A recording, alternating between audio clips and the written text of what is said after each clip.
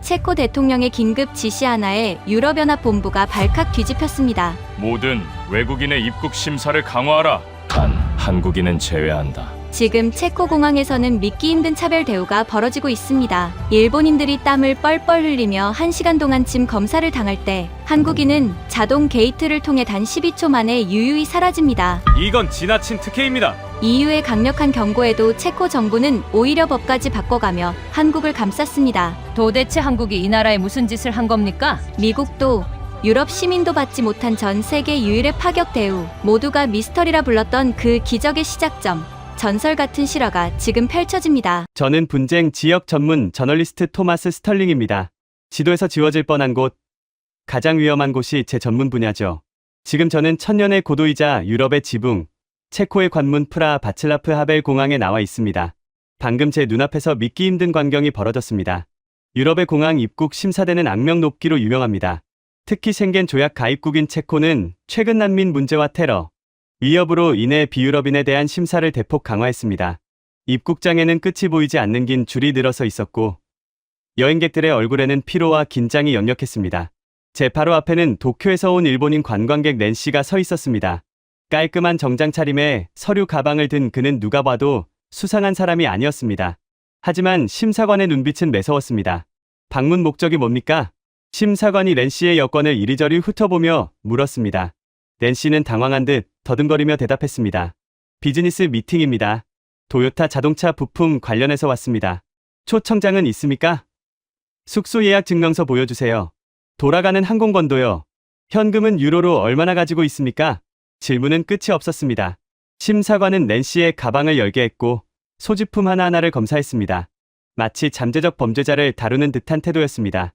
낸시의 이마에는 식은땀이 송골송골 맺혔습니다. 뒤에 서 있던 저까지 불안해질 정도로 분위기는 살벌했습니다.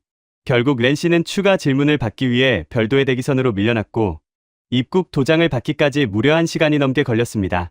일본 여권이 세계적으로 신용도가 높다는 사실이 무색해지는 순간이었습니다. 그런데 바로 옆 구역에서 믿을 수 없는 일이 벌어졌습니다. 낸시가 진땀을 빼는 동안 EU 시민권자 전용이라고 적힌 라인으로 한 동양인 청년이 걸어갔습니다. 배낭 하나를 둘러맨 편안한 옷차림의 한국인 대학생 한결씨였습니다. 저는 속으로 소리쳤습니다. 이봐, 거기는 유럽 사람만 가는 곳이야. 당장 제지당할 거야. 하지만 제 예상은 보기 좋게 빗나갔습니다. 그곳에는 자동 입국 심사대, 즉 이게이트가 설치되어 있었습니다. 본래 유럽 연합 여권을 가진 사람만 통과할 수 있는 곳이죠. 그런데 안내 표지판을 자세히 보니 충격적인 문구가 적혀 있었습니다. 유럽 연합, 미국, 캐나다 제외 대한민국 여권 소지자 이용 가능. 전 세계에서 비유럽 국가 중 유일하게 한국만이 그 명단에 올라 있었습니다. 한결씨는 익숙한 듯 여권을 스캐너에 올렸습니다. 삑 하는 소리와 함께 게이트가 열렸고 카메라가 얼굴을 인식했습니다. 환영합니다. 기계음이 울리고 두 번째 게이트가 열리기까지 걸린 시간은 단 12초였습니다. 일본인 관광객이 1시간 동안 가방을 뒤엎고 굴욕적인 질문을 받을 때 한국인 청년은 심사관 얼굴조차 보지 않고 풀패스로 통과한 것입니다. 심지어 게이트 너머에 서 있던 보안 요원은 한결씨를 보며 가볍게 목례까지 했습니다. 이건 단순한 우호 관계를 넘어선 무언가가 있었습니다. 미국인조차 줄을 서야 하는 공항에서 한국인만 유럽 사람 대접을 받다니요. 저는 호기심을 참지 못하고 제 차례가 되었을 때 심사관에게 물었습니다. 실례지만 하나만 여쭤봐도 될까요?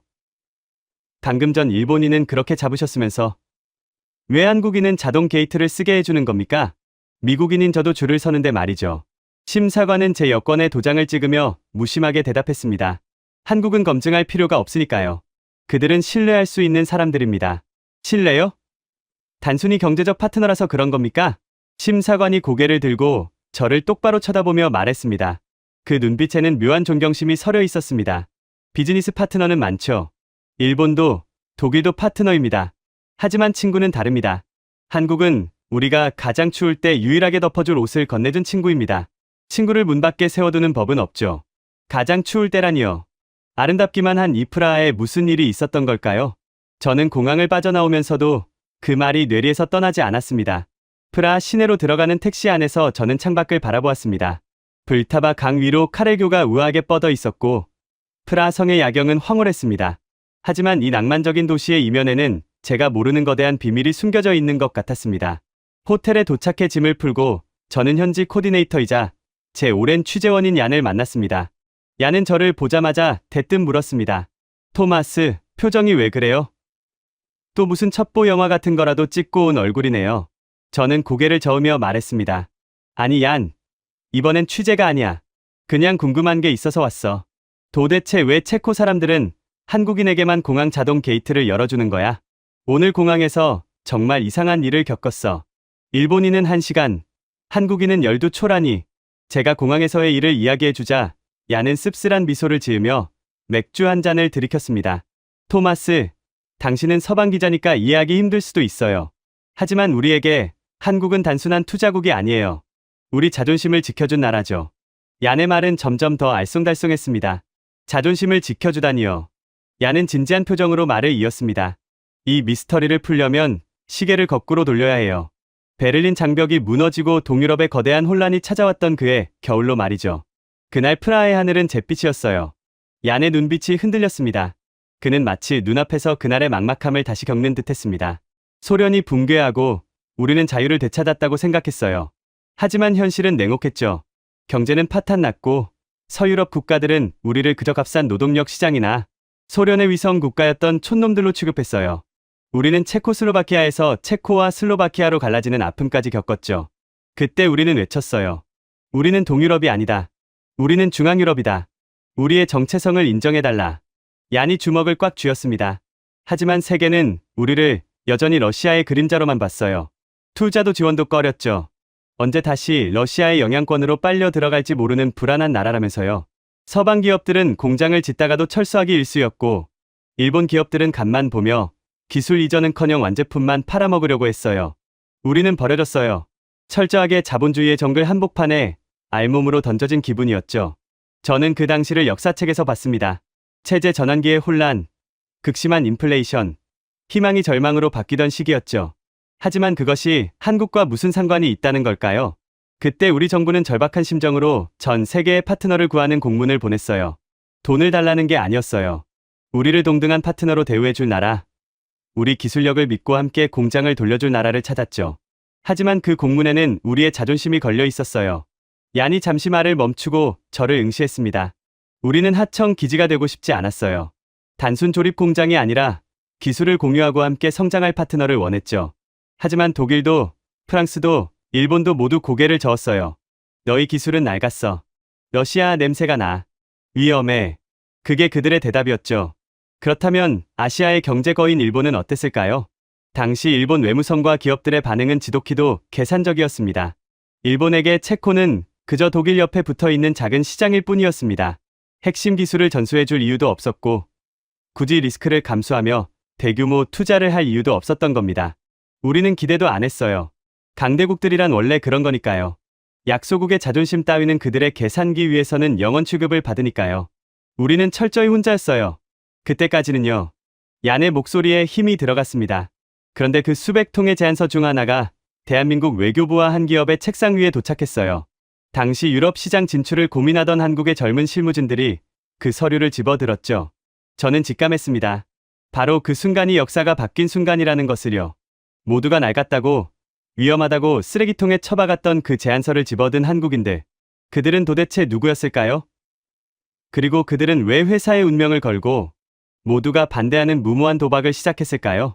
그 프로젝트의 담당자는 한도진이라는 분이었어요.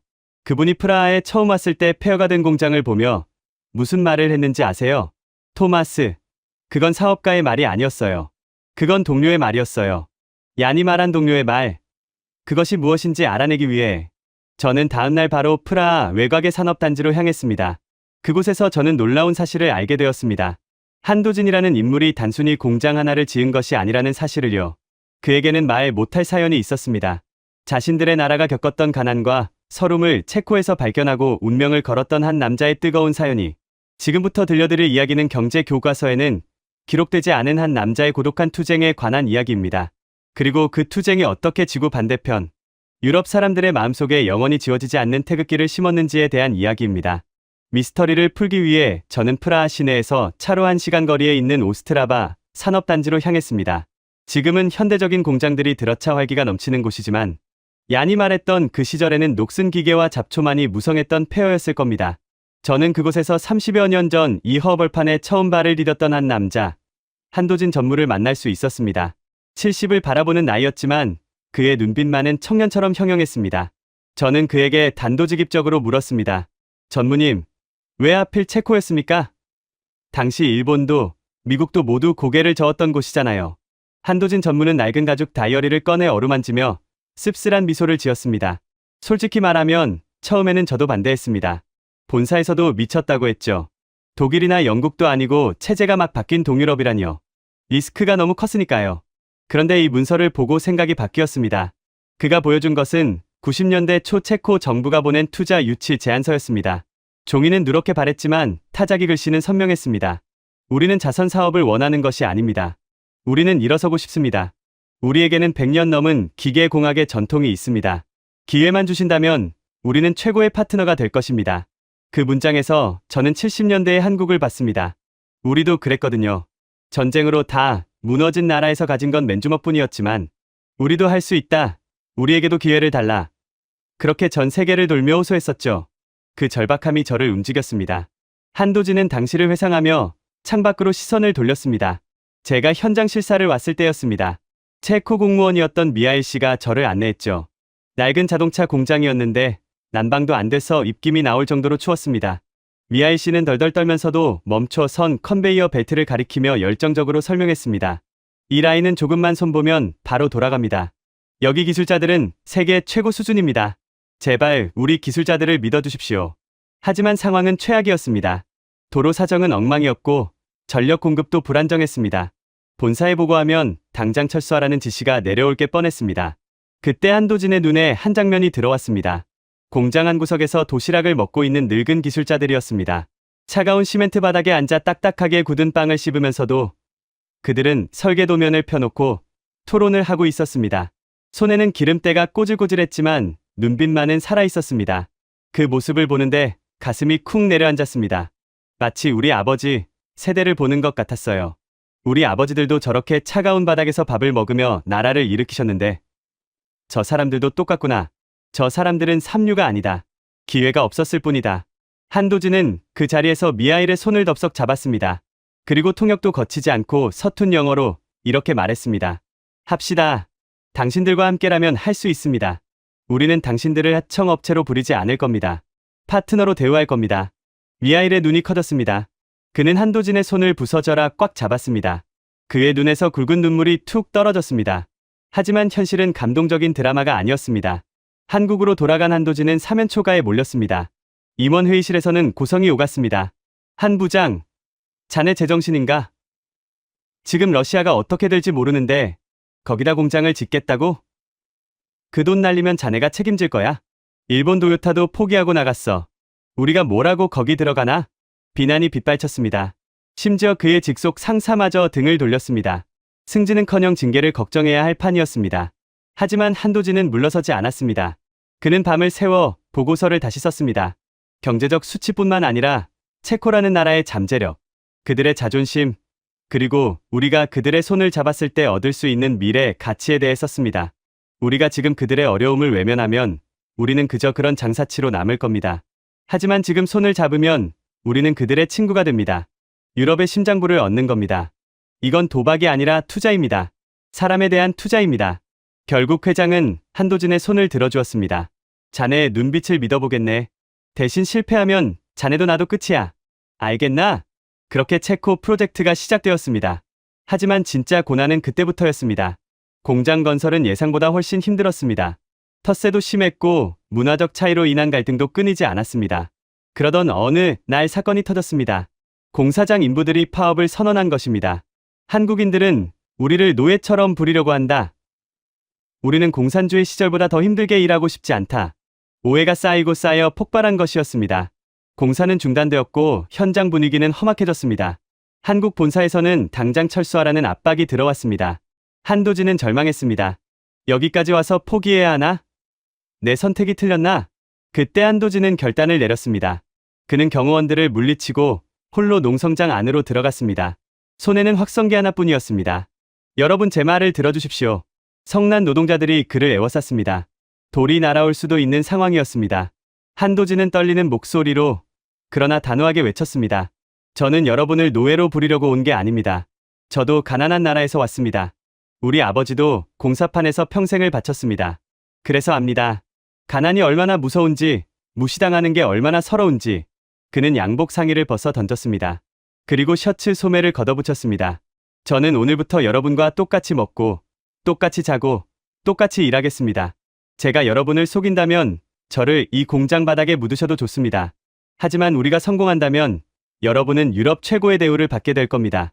제 목을 걸고 약속합니다. 그날부터 한도진은 정말로 현장 숙소에서 먹고 잤습니다. 새벽같이 일어나 인부들에게 따뜻한 커피를 타주었고 삽질도 같이 했습니다. 처음에는 쇼라고 비웃던 사람들도 일주일이 지나고 한 달이 지나자 마음을 열기 시작했습니다. 저 한국인 보스는 다르다. 진짜다. 그리고 기적 같은 일이 벌어졌습니다. 공사 속도가 빨라지기 시작한 것입니다. 노동자들이 자발적으로 야근을 자청했고 기술자들은 밤을 새워 기계를 수리했습니다. 미스터 한, 우리가 보여주겠습니다. 체코 사람이 얼마나 일을 잘하는지.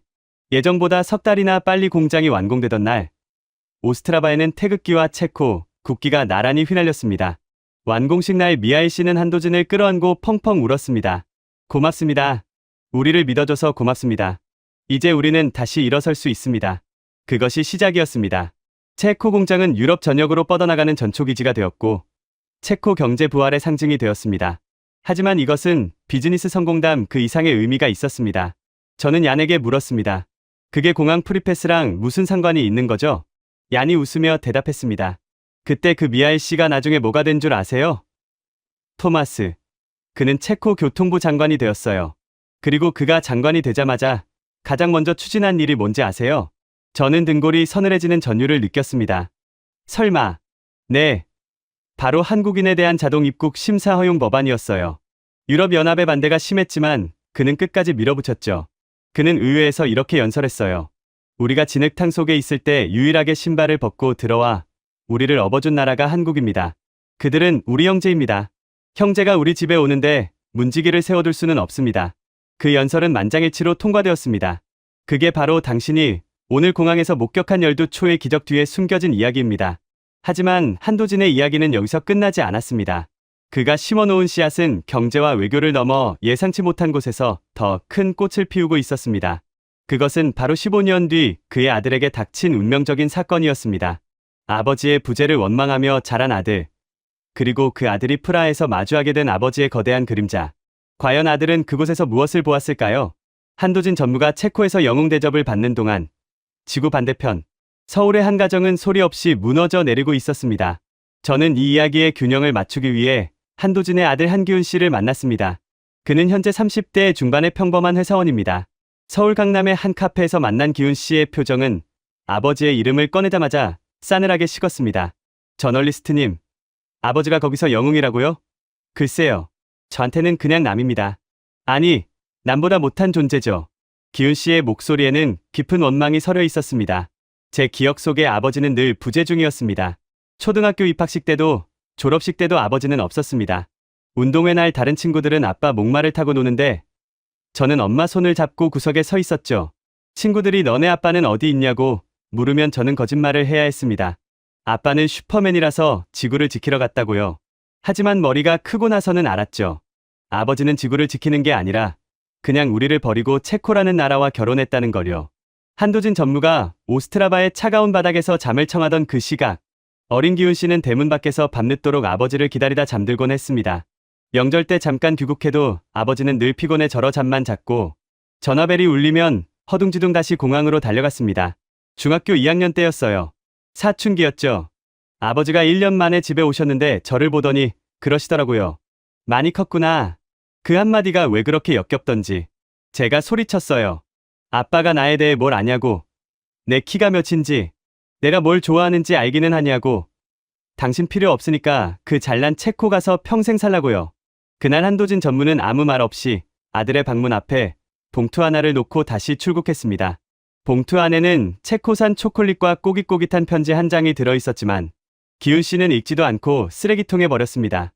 그 후로 부자, 관계는 완전히 단절되었습니다. 그렇게 15년이 흘렀습니다.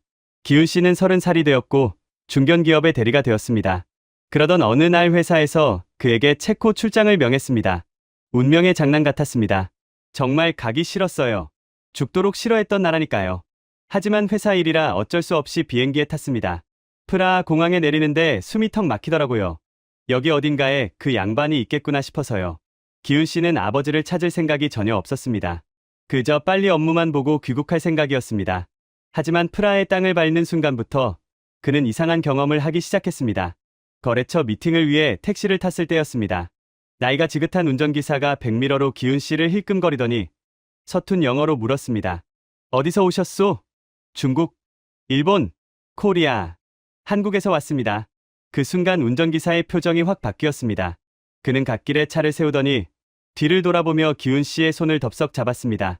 세상에, 한국인이었어? 아이고, 내가 실례를 했구만. 형제를 못 알아보다니. 오늘 택시비는 안 받겠소. 기훈 씨는 당황했습니다. 아니, 왜 돈을 안 받으세요? 우리 아버지가 오스트라바 제철소에서 일하셨소. 90년대에 다들 우리를 해고하려고 할 때 한국인들이 와서 우리를 지켜줬지. 그때 월급이 나와서 내가 학교를 다닐 수 있었어. 한국은 내 은인이야. 기훈 씨는 아무 말도 할 수 없었습니다. 그저 운이 좋은 기사를 만났다고 생각했습니다. 하지만 그건 시작에 불과했습니다. 식당에 가면 종업원들이 서비스 안주를 내주며 K-드라마 이야기를 했고, 길을 물으면 지나가던 시민들이 직접 목적지까지 데려다 주었습니다. 한국인이라는 이유 하나만으로 그는 프라하의 아이돌이 되어 있었습니다. 그리고 출장 마지막 날, 기훈 씨는 홀린 듯이 기차를 탔습니다. 목적지는 오스트라바. 아버지가 청춘을 바쳤다는 그 공업 도시였습니다. 왜 갔는지 모르겠어요. 그냥 확인하고 싶었나 봐요. 도대체 아버지가 뭘 했길래 이 사람들이 이러는지.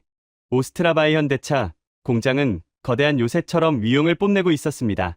기훈 씨가 정문 경비실에 가서 한국에서 온 관광객인데 공장을 견학하고 싶다고 하자 경비원은 난처한 표정을 지었습니다. 보안구역이라 일반인 출입은 금지되어 있었기 때문입니다. 그때 기훈 씨가 여권을 내밀었습니다. 경비원이 여권에 적힌 이름을 보더니 눈이 휘둥그레졌습니다. 한기훈, 성이 한 씨입니까? 네. 그런데요. 경비원은 어딘가로 급하게 전화를 걸었습니다. 잠시 후 공장장으로 보이는 체코인 임원이 헐레벌떡 뛰어나왔습니다. 그는 기훈 씨를 보자마자 마치 유령이라도 본 듯 그 자리에 멈춰 섰습니다. 세상에, 미스터 한의 아드님이십니까? 눈매가 똑같아. 정말 똑같아.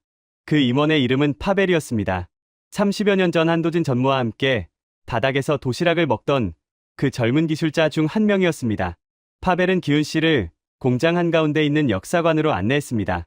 그곳에는 한도진 전무의 흑백 사진과 작업복이 전시되어 있었습니다. 이걸 좀 보십시오. 파벨이 가리킨 것은 낡은 작업 일지였습니다. 유리 진열장 안에 보관된 일지의 마지막 장에는 한글로 된 메모가 적혀 있었습니다. 기훈이 생일이다. 미역국은 먹었을까? 자전거 사주기로 했는데 이번에도 약속을 못 지켰다. 나는 나쁜 아빠다. 하지만 기훈아, 아빠는 지금 여기서 너에게 물려줄 미래를 만들고 있단다. 언젠가 네가 이 넓은 세상에 나왔을 때 코리아라는 이름이 너의 자부심이 되도록 아빠는 오늘도 시멘트 바닥에서 잔다. 사랑한다, 아들아. 기훈 씨는 그 자리에 주저앉았습니다. 15년 전 쓰레기통에 버렸던 그 편지의 내용과 똑같은 문장이었습니다. 아버지는 자신을 잊은 게 아니었습니다. 단 한순간도 잊은 적이 없었습니다. 다만 표현하는 방법을 몰랐던 옛날 아버지였고, 가족을 위해 자신의 모든 것을 희생하면서도 변명 한마디 하지 않았던 바보 같은 남자였습니다. 파벨이 기훈 씨의 어깨를 감싸며 말했습니다. 아버지는 매일 당신 이야기를 했어요. 일이 너무 힘들어서 다들 포기하고 싶을 때마다 아버지는 지갑 속에 있는 당신 사진을 꺼내보며 웃으셨죠. 내 아들이 살 세상은 좀 더 넓었으면 좋겠다고. 한국이라는 좁은 땅에 갇히지 않고 어디를 가든 대우받는 사람이 되었으면 좋겠다고. 그게 아버지가 여기 남은 이유였습니다. 기훈 씨의 눈에서 참았던 눈물이 터져나왔습니다. 오열했습니다.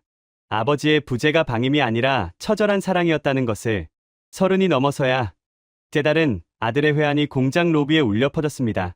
그날 밤 기훈 씨는 한국에 있는 아버지에게 전화를 걸었습니다. 15년 만의 통화였습니다. 신호음이 길게 이어지다 툭 하고 연결되었습니다. 여보세요. 수화기 너머로 들려오는 아버지의 목소리는 너무나 늙고 작아져 있었습니다. 기훈 씨는 목이 메어 말이 나오지 않았습니다. 누구세요? 잘못 거셨습니다. 아버지가 전화를 끊으려던 찰나 기훈 씨가 겨우 입을 열었습니다. 아빠, 저예요. 기훈이. 긴 침묵이 흘렀습니다. 거친 숨소리만이 전화기를 통해 전해졌습니다. 저 지금 오스트라바예요. 아빠, 공장에 와 있어요. 거기를 네가 왜? 아빠가 닦아놓은 길 제가 걷고 있어요. 택시기사가 돈도 안 받고요. 식당에서 서비스도 주고요. 공장 사람들이 저보고 영웅의 아들이래요. 기훈 씨는 어린아이처럼 엉엉 울며 소리쳤습니다. 왜 말 안 했어요? 왜 나를 위해 그랬다고 말 안 했어요? 내가 얼마나 미워했는데. 수화기 너머에서 아버지의 흐느끼는 소리가 들려왔습니다. 미안하다. 못난 아비라서 미안하다. 그냥 네가 떳떳하게 살기를 바랐어. 그거면 됐다. 그날의 통화는 길지 않았습니다.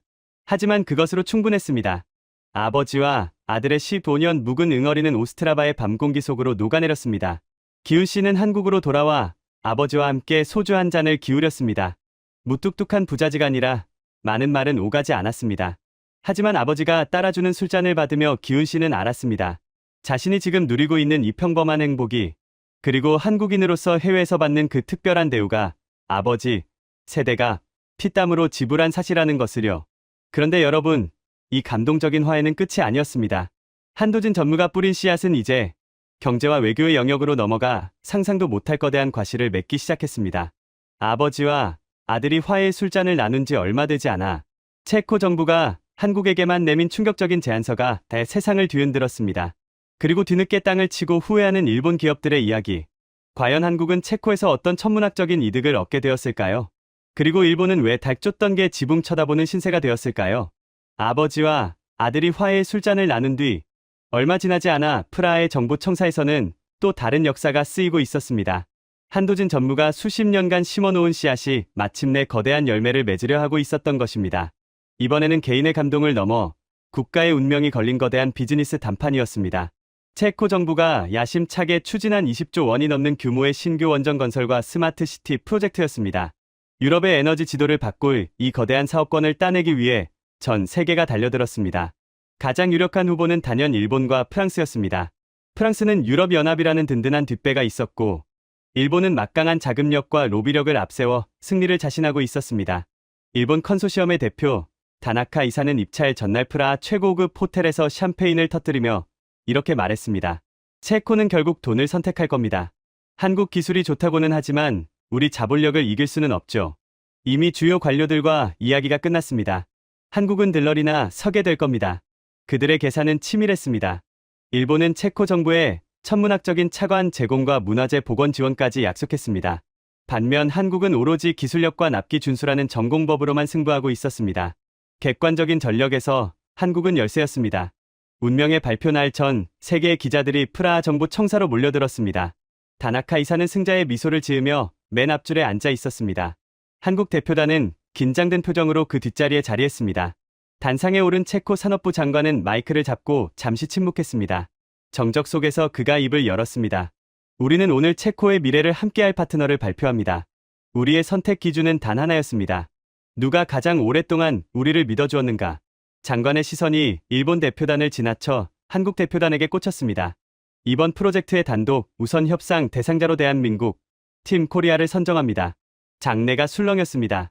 다나카 이사가 자리를 박차고 일어났습니다. 이해 있습니다, 장관님.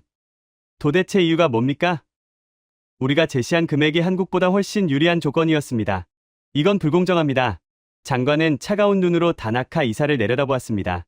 그리고 마이크에 대고 전 세계가 들을 수 있도록 또박또박 말했습니다. 불공정이요? 천만에요. 이건 가장 공정한 결과입니다.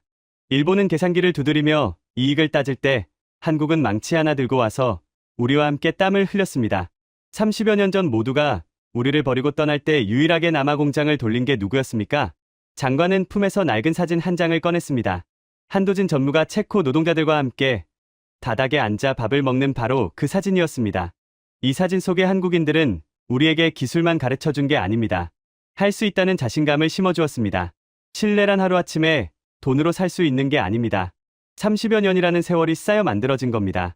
일본이 제시한 돈은 갚으면 그만이지만 한국이 보여준 의리는 무엇으로도 갚을 수 없습니다. 우리는 돈 대신 형제를 택했습니다. 다나카 이사의 얼굴이 흑빛이 되었습니다. 그는 아무 말도 못하고 털썩 주저앉았습니다. 프랑스 대표단도 고개를 숙이고 조용히 회견장을 빠져나갔습니다. 그것은 돈의 논리를 뛰어넘은 진심의 승리였습니다. 하지만 체코가 한국에 준 선물은 사업권만이 아니었습니다. 발표 직후 공개된 세부 계약 조건은 전 세계를 경악하게 만들었습니다. 한국 기업 전용 산업단지 무상 임대, 법인세 10년간 전액 면제, 한국인 직원 및 가족 전원에게 영주권에 준하는 체류, 비자 즉시 발급. 이것은 외국 기업 유치가 아니라 자국 기업 우대 정책에 가까웠습니다. 한 기자가 물었습니다. 너무 과도한 특혜가 아닙니까? 체코 총리가 직접 나서서 답변했습니다. 이것은 특혜가 아니라 보훈입니다. 우리가 힘들 때 한국이 베풀어준 호의에 비하면 이것도 부족합니다. 한국 기업이 체코에서 돈을 많이 벌어가기를 바랍니다. 그래야 우리 형제들이 더 잘 살게 될 테니까요. 이 소식이 전해지자 프라하에 진출해 있던 한국 교민 사회는 축제 분위기가 되었습니다. 하지만 가장 큰 혜택을 본 것은 대기업만이 아니었습니다. 젊은 한국인 청년 창업가들에게 기회의 문이 활짝 열린 것입니다. 저는 취재 도중 프라하 구시가지에서 작은 디자인 회사를 운영하는 이서윤 씨를 만났습니다. 29살의 그녀는 한국에서의 치열한 경쟁에 지쳐 무작정 체코로 떠나온 청년이었습니다. 처음에는 막막했어요. 비자 문제도 복잡하고 세금도 비싸서 몇 번이나 포기하고 돌아가려고 했거든요. 그런데 정부 발표가 나고 모든 게 바뀌었어요. 서윤 씨는 며칠 전 겪은 믿지 못할 일을 들려주었습니다. 관공서에 사업자 등록을 하러 갔는데 제 여권을 보더니 담당 공무원이 서류 뭉치를 다 치워버리는 거예요.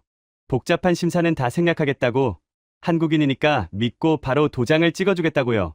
그러면서 창업지원금 신청서까지 챙겨주더라고요. 외국인한테는 절대 안 주는 건데 한국인 쿼터가 따로 생겼다면서요. 서윤 씨의 사무실 창밖으로 프라하의 붉은 지붕들이 보였습니다. 그녀는 눈을 반짝이며 말했습니다. 여기서 한국인이라는 건 스펙이에요. 최고의 브랜드고요. 거래처 미팅을 가도 코리아에서 왔다고 하면 일단 반은 먹고 들어가요. 예전에는 일본인인 척해야 대우받는다는 말이 있었는데 지금은 반대예요. 일본인 친구가 저를 부러워해요. 자기는 비자 연장 때문에 매달 스트레스 받는데 너는 좋겠다고. 실제로 체코 시내 곳곳에서는 한국의 위상을 실감할 수 있었습니다. 트램에는 최신 갤럭시 광고가 붙어 있었고 마트에는 한국 라면과 과자가 제일 잘 보이는 매대에 진열되어 있었습니다. 현지 대학생들 사이에서는 한국어 배우기 열풍이 불어 한국어 학원은 대기표를 받아야 할 정도였습니다. 프라하 카렐 대학교에서 한국어를 전공하는 체코 여대생 엘리슈카는 저에게 서툰 한국어로 이렇게 말했습니다. 우리 할아버지가 현대차 공장에서 일하셨어요. 할아버지는 항상 말씀하셨죠. 한국 사람들은 정이 많다고. 저도 한국 회사에 취직하고 싶어요. 한국이랑 체코를 잇는 다리가 되고 싶어요. 저는 그 학생의 눈에서 30여 년 전 한도진 전무의 손을 잡았던 미하일 씨의 눈빛을 보았습니다. 세대를 넘어 이어지는 이 끈끈한 유대감. 이것이야말로 외교 문서에는 적히지 않는 진정한 국력이 아닐까요? 일본은 뒤늦게 부랴부랴 특사단을 파견하고 지원금을 늘리겠다고 제안했지만 체코의 반응은 싸늘했습니다. 버스는 이미 떠났습니다. 다음 정류장은 없습니다. 체코 외무부 관계자의 이 한마디는 일본 외교가에 뼈아픈 교훈을 남겼습니다. 계산기만 두드리는 외교는 결국 사람의 마음을 얻지 못한다는 것을 말입니다. 그날 밤 저는 프라하의 야경이 내려다보이는 언덕에 올랐습니다. 한도진 전무가 뿌린 씨앗이 거대한 숲이 되어 대한민국을 지켜주고 있는 모습을 보며 가슴 한구석이 벅차올랐습니다. 하지만 여러분, 이 모든 경제적 성과보다 체코인들의 마음속에 더 깊이 새겨진 사건이 있습니다. 한국을 단순한 파트너에서 피를 나눈 형제로 격상시킨 결정적인 순간, 아직 들려드리지 못한 이야기가 남아 있습니다. 바로 2002년 100년 만에 대홍수가 프라하를 덮쳤을 때 벌어진 일입니다. 원전 수주와 공항 프리패스, 이 화려한 영광의 진짜 뿌리는 따로 있었습니다. 체코 사람들이 한국인을 단순한 파트너가 아닌 피를 나눈 형제로 각인하게 된 결정적인 계기, 바로 2002년 프라하 대홍수 때의 일입니다. 저는 이 숨겨진 이야기를 듣기 위해 프라하 소방청의 베테랑 구조대원 야콥 씨를 만났습니다. 덥수룩한 수염에 덩치가 산만한 그는 20여 년 전 그날을 떠올리며 고개를 절레절레 흔들었습니다. 말도 마십시오. 지옥이었습니다. 불타바 강이 넘쳐서 프라하 구시가지가 물에 잠겼고 도시는 마비됐죠. 전기수도 다 끊기고 약탈까지 일어날 뻔한 아비규환이었습니다. 당시 체코에 진출해 있던 외국 기업들은 비상이 걸렸습니다. 독일, 프랑스, 일본 기업의 주재원들은 홍수경보가 발령되자마자 전세기를 띄워 가장 먼저 탈출했습니다. 공장 가동은 중단됐고 현지 직원들은 해고 통보를 받거나 방치된 채 홍수와 싸워야 했습니다. 당연한 일이죠. 목숨이 중요하니까요. 외국인들이 우리를 위해 목숨 걸 이유는 없지 않습니까? 그런데 딱 한 곳, 한국 기업만 달랐습니다. 야쿱 씨가 보여준 것은 당시 신문기사 스크랩이었습니다. 흐릿한 흑백 사진 속에는 흙탕물에 허리까지 잠긴 채 모래주머니를 나르는 동양인들의 모습이 찍혀 있었습니다. 그 맨 앞에 작업복을 입고 흙투성이가 된 한도진 전무가 있었습니다. 당시 한국 본사에서도 철수 명령이 내려왔습니다. 한 전무, 지금 프라하가 물바다라면서 직원들 데리고 안전한 인접 국가로 대피해. 공장은 보험 처리하면 되니까. 하지만 한도진 전무는 수화기를 내려놓고 직원들을 모았습니다. 한국인 주재원 20명, 그리고 체코 현지 직원 300명이 불안에 떨며 그를 쳐다보고 있었습니다. 한 전무가 입을 열었습니다. 본사에서는 떠나라고 한다. 하지만 나는 못 간다. 장내가 술렁였습니다. 지금 우리 공장 주변 마을이 다 잠겼다. 우리 직원인 마르틴, 페트르, 야나, 너희 가족들이 저 물속에 고립되어 있다. 우리가 만든 자동차는 물에 잠겨도 다시 만들면 되지만 사람은 다시 만들 수 없다. 나는 남아서 펌프를 돌리고 구조를 돕겠다. 한국으로 돌아갈 사람은 가라. 말리지 않겠다. 침묵이 흘렀습니다. 잠시 후 한국인 막내 직원이 조용히 작업 장갑을 다시 끼웠습니다. 전무님 혼자 두고 가면 한국 가서 무슨 낯으로 밥을 먹습니까? 저도 남겠습니다. 저도 남겠습니다. 저도요. 그날 한국인 주재원 전원이 체코에 남았습니다. 그들은 공장에서 보유하고 있던 대형 양수기를 모조리 꺼내 침수된 마을로 달려갔습니다. 회사 식당에 비축해둔 식량을 털어 이재민들에게 주먹밥을 만들어 날랐습니다. 보트를 타고 고립된 지붕 위에서 노인들을 구해냈습니다. 야쿱 씨는 그때를 회상하며 눈시울을 붉혔습니다. 제가 구조보트를 타고 가는데 저쪽에서 한국인들이 영차 하면서 무너진 제 방을 몸으로 막고 있더군요. 그들은 체코말도 잘 못했습니다. 그냥 몸으로 보여준 겁니다. 일본인들이 타고 떠난 비행기가 머리 위로 날아갈 때 한국인들은 우리랑 같이 진흙탕에서 뒹굴고 있었습니다. 그때 한 사건이 발생했습니다. 한도진 전무가 급류에 휩쓸릴 뻔한 체코 직원의 딸을 구하려다 다리에 큰 부상을 입은 것입니다. 병원도 갈 수 없는 상황에서 그는 대충 붕대를 감고 절뚝거리며 다시 현장을 지휘했습니다. 그 모습을 본 마을 주민들이 울면서 물었습니다. 왜 이렇게까지 합니까? 당신네 나라도 아닌데 왜 목숨을 겁니까? 한도진 전무는 탐과 흙범벅이 된 얼굴로 웃으며 대답했습니다. 우리도 겪어봐서 압니다. 집 잃고 가족 잃은 슬픔이 어떤 건지. 비 그치면 해는 다시 뜹니다. 그때까지만 같이 버팁시다. 물이 빠지고 나은 뒤 프라하 시민들은 누가 진짜 친구인지 확실히 알게 되었습니다. 떠났던 외국 기업들이 슬그머니 돌아와 피해 보상금을 요구할 때 한국 기업은 복구 작업을 돕고 있었습니다. 체코 언론들은 대서특필했습니다. 푸른 눈의 이웃은 떠났지만 검은 머리의 형제는 남았다. 이 사건은 체코 사회에 엄청난 파장을 일으켰습니다. 단순히 고마움을 넘어선 부채의식이 생긴 겁니다. 제가 만난 당시 이재민 대표였던 칼의 할아버지는 지팡이를 짚으며 저에게 이렇게 말했습니다. 기자 양반, 한국인 비자 면제, 세금 감면, 그게 뭐 대수요. 내 손녀가 그 물속에서 죽을 뻔했을 때 구해준 게 그 사람들 손이요. 나라 전체를 줘도 안 아까워. 우리 체코 사람들은 은혜 입고는 못 사는 민족이요. 죽을 때까지 갚아도 모자라. 이 대홍수 사건은 한도진 전무와 한국인들을 비즈니스 파트너에서 운명 공동체로 격상시켰습니다. 그리고 이 전설 같은 이야기는 부모 세대에서 자식 세대로 입에서 입으로 전해지며 새로운 현상을 만들어내기 시작했습니다. 바로 문화적 동경입니다.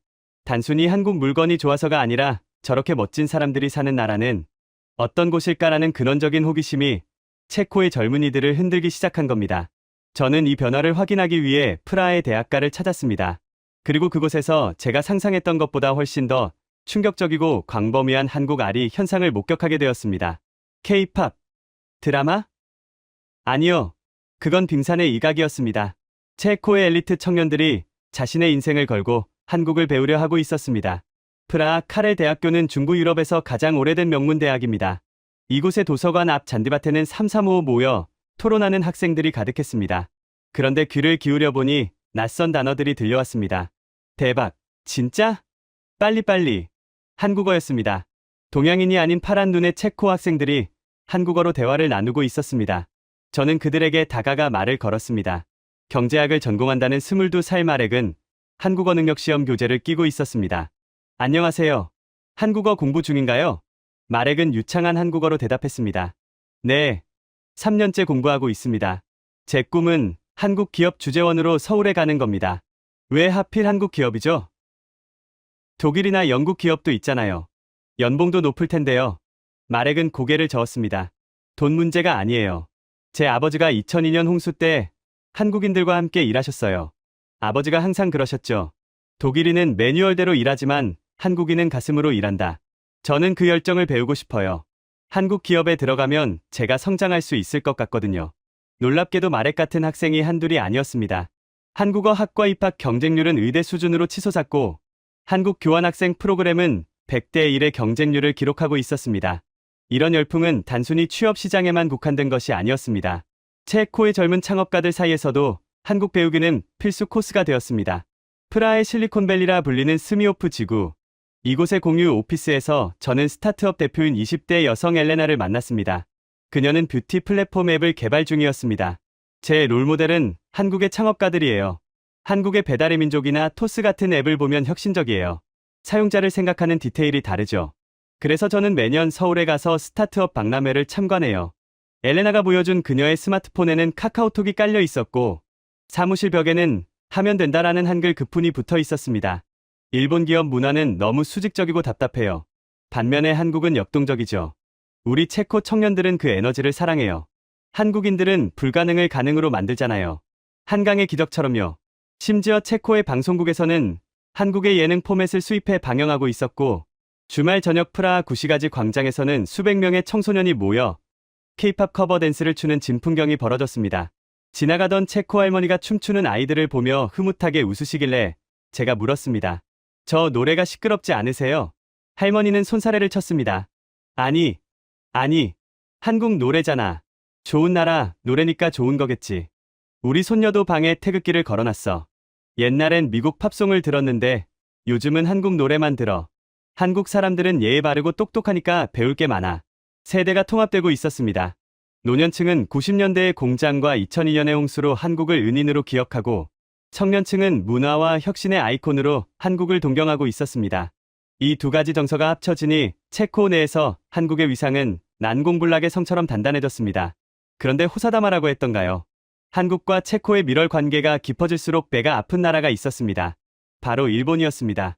원전 수주전에서 패배하고 자존심에 큰 상처를 입은 일본은 물밑에서 치졸한 반격을 준비하고 있었습니다. 경제 논리로는 안 되니 외교적 음해와 가짜 뉴스를 통해 한국을 깎아내리려는 공작이 시작된 것입니다. 평화롭던 프라하에 심상치 않은 기류가 감돌기 시작했습니다. 일본계 언론을 통해 한국 기업의 환경오염 의혹이라는 정체불명의 기사가 터져나왔고 정계 일부에서는 한국에 대한 특혜가 너무 과하다는 목소리가 나오기 시작했습니다. 과연 이 위기를 한도진 전무와 한국 교민들은 어떻게 돌파했을까요? 그리고 체코 국민들은 일본의 이간질에 어떤 반응을 보였을까요? 가짜뉴스가 판치는 정보 전쟁터에서 진심이 어떻게 승리하는지 그 통쾌한 한방이 7부에서 기다리고 있습니다. 프라하의 봄은 아름다웠지만 그의 봄바람에는 비릿한 냄새가 섞여 있었습니다. 일본의 반격은 예상보다 훨씬 집요하고 교활했습니다. 정면 승부로는 안 되니 뒤에서 찌르는 방식을 택한 것입니다. 시작은 정체불명의 인터넷 기사들이었습니다. 오스트라바의 눈물. 한국 공장이 강물을 죽이고 있다. 한국 기업의 고용갑질. 체코인은 2등 시민인가? 자극적인 헤드라인을 단 기사들이 소셜미디어를 타고 바이러스처럼 퍼져나갔습니다. 출처를 알 수 없는 환경단체가 갑자기 등장해 한국 공장 앞에서 시위를 벌였습니다. 그들은 방독면을 쓰고 한국은 독극물을 멈춰라라고 쓰인 피켓을 흔들었습니다. 시민들의 불안감은 전염병처럼 번졌습니다. 토마스, 정말 한국 공장이 우리 강을 오염시키고 있는 걸까요? 제가 자주 가던 단골 카페의 주인마저 걱정스런 얼굴로 물어볼 정도였습니다. 여론은 순식간에 차갑게 식어갔습니다. 한국 식당의 손님이 줄고 한국인 유학생을 바라보는 시선에 의심이 깃들기 시작했습니다. 저는 저널리스트의 직감으로 이 사태의 배후를 쫓기 시작했습니다. 그리고 그 끝에서 도쿄에 주소를 둔 한 재단과 연결된 자금 흐름을 발견했습니다. 그들은 체코의 삼류 언론사와 급조된 시민 단체에 거액의 후원금을 뿌리고 있었습니다. 하지만 진실을 밝히는 건 쉽지 않았습니다. 이미 공포는 팩트보다 빠르게 퍼져 있었으니까요. 사태의 분수령은 오스트라바 시청에서 열린 환경영향평가 시민공청회였습니다. 시위대와 시민들, 그리고 한국 기업 관계자들이 참석한 그날의 분위기는 폭풍 전야처럼 살벌했습니다. 단상에는 환경단체 대표라는 사람이 올라가 열변을 토했습니다. 한국 기업은 이익만 챙겨서 떠날 겁니다. 남는 건 병든 우리 아이들과 오염된 땅뿐입니다. 당장 그들을 몰아내야 합니다. 청중석이 술렁거렸습니다. 곳곳에서 야유가 터져나왔습니다. 맨 앞줄에 앉아있던 한기훈 씨, 한도진 전무의 아들이죠. 그가 입술을 깨물며 주먹을 쥐고 있는 모습이 보였습니다. 그는 억울함에 떨고 있었습니다. 그때였습니다. 누군가 벌떡 일어나 마이크를 빼앗았습니다. 거짓말 집어치워. 굵직한 목소리의 주인공은 오스트라바 지역 주민 자치회장인 루카스 씨였습니다. 그는 평생을 그 지역에서 살아온 70대의 토박이었습니다. 루카스 씨는 품에서 서류 뭉치를 꺼내 단상에 내리쳤습니다. 내가 이 동네에서 70년을 살았어. 한국 공장이 들어오기 전에는 이 강에서 물고기가 다 죽어서 둥둥 떠다녔어. 공산주의 시절 폐수 때문에 냄새가 진동을 했지.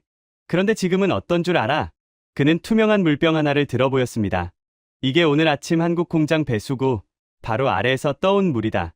내가 직접 떠왔다. 루카스 씨는 그 자리에서 물병 뚜껑을 열더니 벌컥벌컥 마셨습니다. 장내가 찬물을 끼얹은 듯 조용해졌습니다. 나는 매일 아침 이 물로 낚시를 해. 1급수에서만 산다는 송어가 돌아왔단 말이다. 한국 사람들은 공장을 짓기 전에 정화시설부터 만들었어. 독일 놈들도 안 하던 걸 그들이 했어.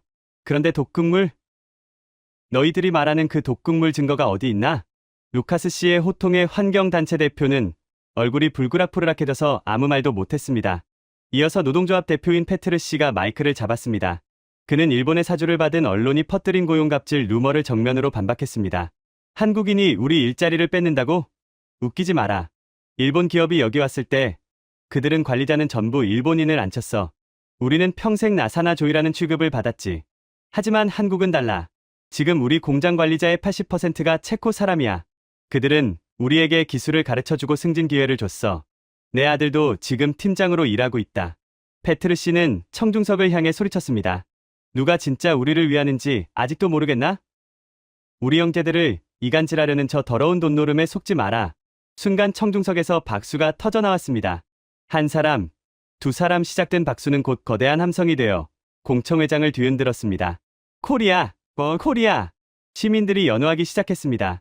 사주를 받고 온 시위대는 슬금슬금 뒷문으로 도망쳤고 일본계 로비스트로 추정되던 양복 입은 남자들은 고개를 숙인 채 황급히 자리를 떴습니다. 그날 저녁 체코 국영방송은 이 사건을 대대적으로 보도했습니다. 진실은 침몰하지 않는다. 시민들이 지켜낸 한국과의 우정.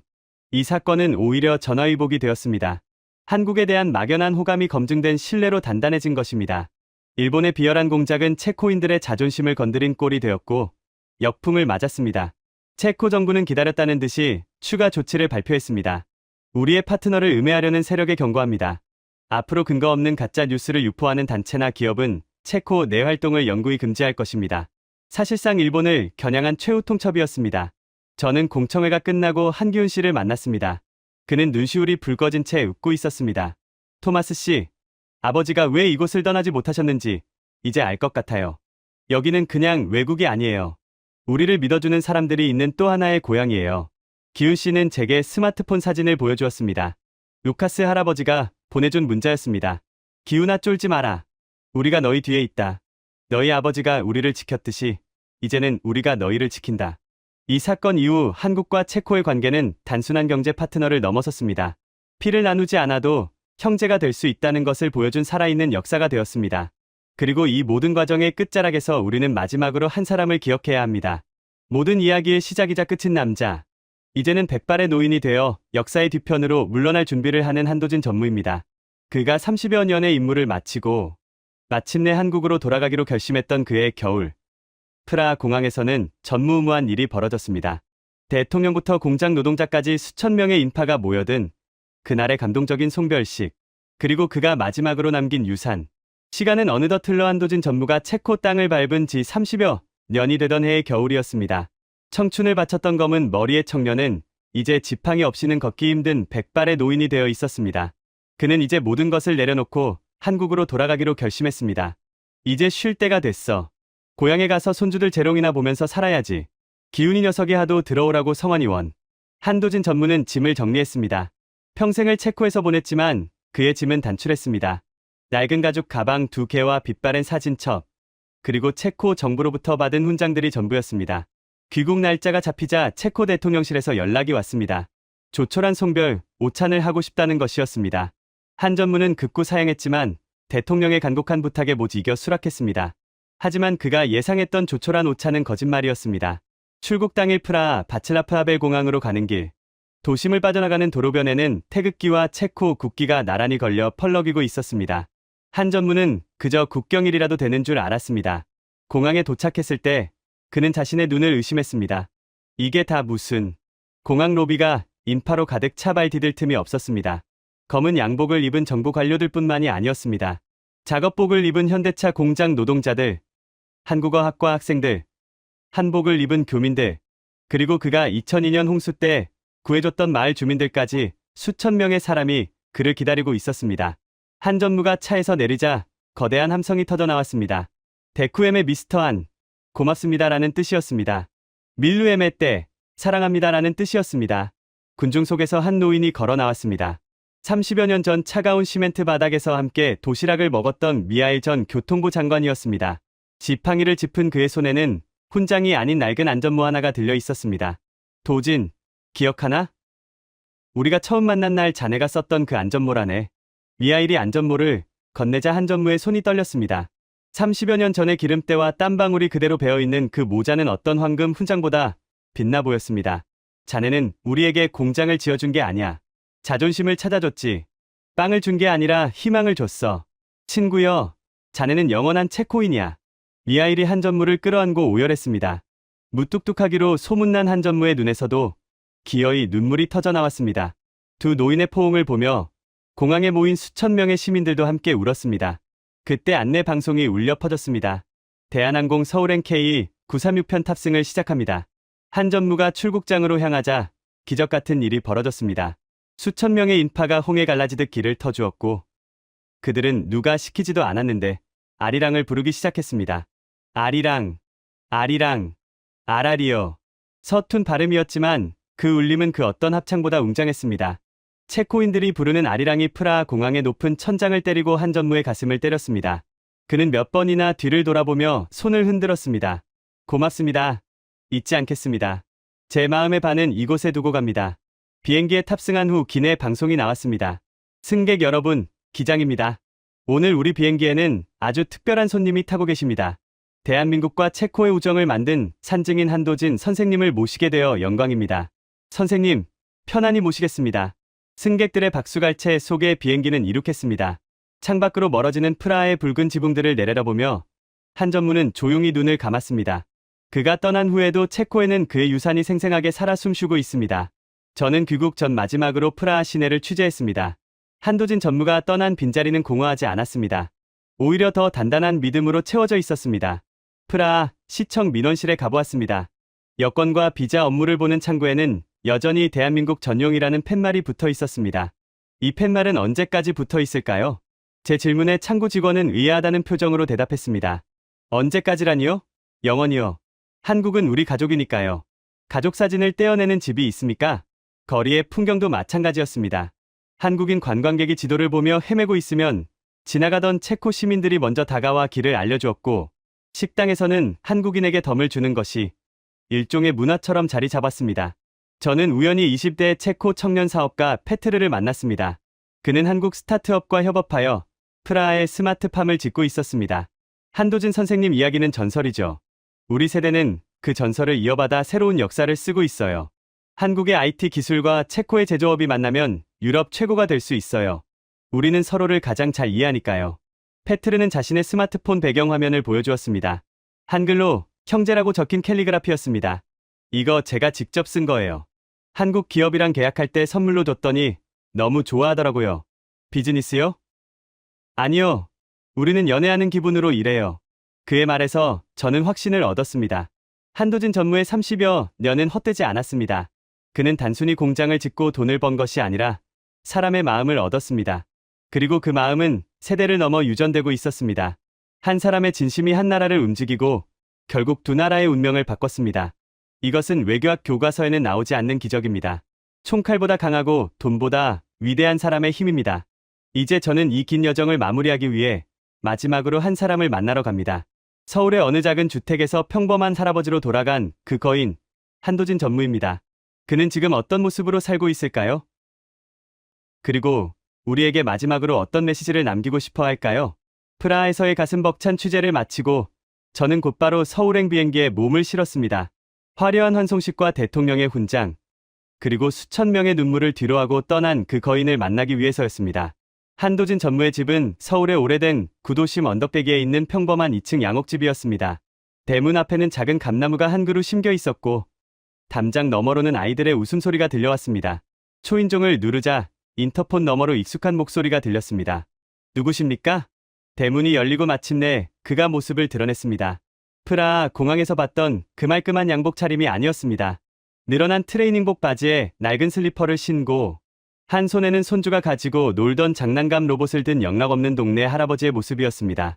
먼 길 오느라 고생했습니다. 토마스 기자, 들어오시죠. 누추하지만 차라도 한잔하고 가세요.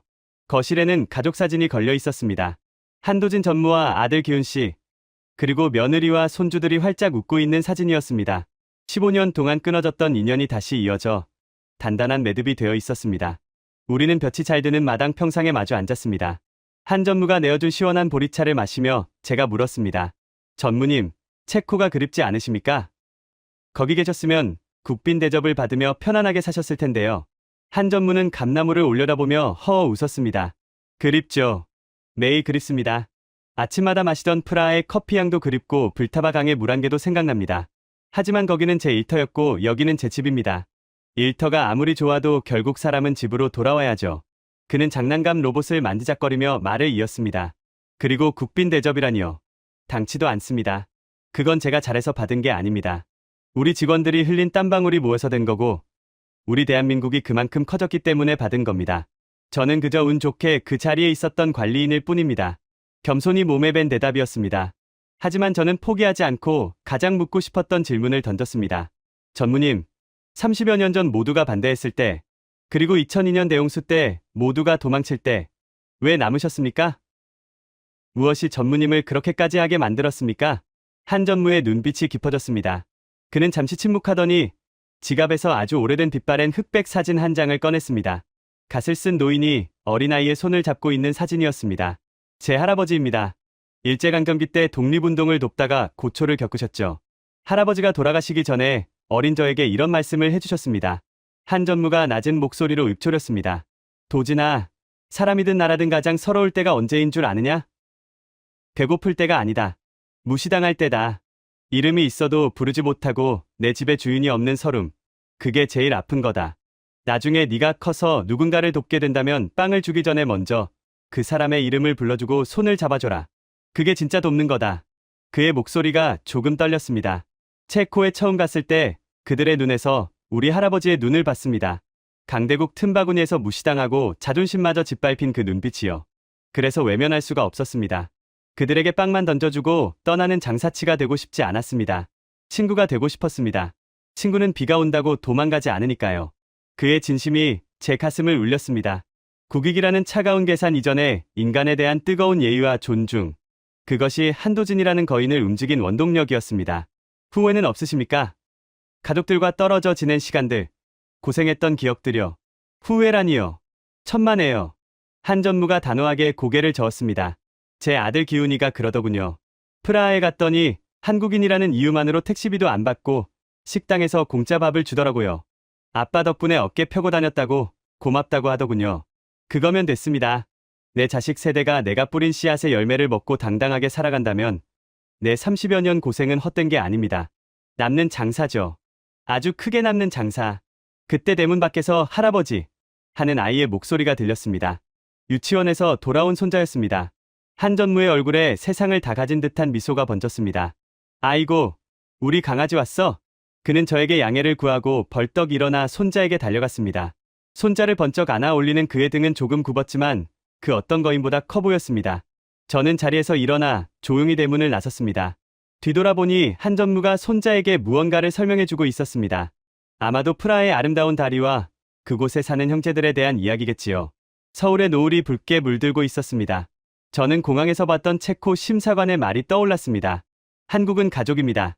한도진 전무와 같은 수많은 이들이 진심으로 쌓아 올린 신뢰의 탑 덕분에 오늘날 우리는 전 세계 어디를 가도 코리아라는 이름으로 환대받고 있는 것인지도 모릅니다. 그는 은퇴했지만 그의 이야기는 끝나지 않았습니다. 지금 이 순간에도 체코의 어느 거리에서, 아르메니아의 어느 공항에서, 그리고 세계 곳곳에서 제2, 제3의 한도진들이 새로운 기적을 만들고 있을 테니까요. 진정한 외교란 무엇일까요? 힘으로 누르는 것일까요? 돈으로 사는 것일까요? 아닙니다. 가장 힘들 때 곁에 있어 주는 것, 상대방의 존엄을 지켜주는 것. 그것이 대한민국이 보여준 21세기의 새로운 힘입니다. 여러분, 지금까지 전 세계에서 유일하게 한국인만 누린다는 체코의 VIP 혜택과 그 뒤에 숨겨진 한 남자의 위대한 30여 년 여정, 어떠셨나요? 화려한 빌딩이나 숫자보다 더 값진 것, 바로 세계가 인정한 한국인의 신뢰였습니다.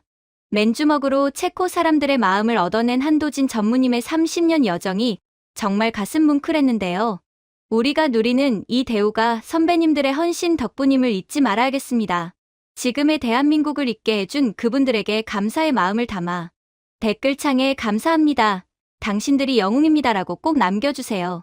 이 감동적인 이야기가 널리 퍼질 수 있게 영상 공유 부탁드립니다. 여러분 구독, 좋아요 잊지 마세요.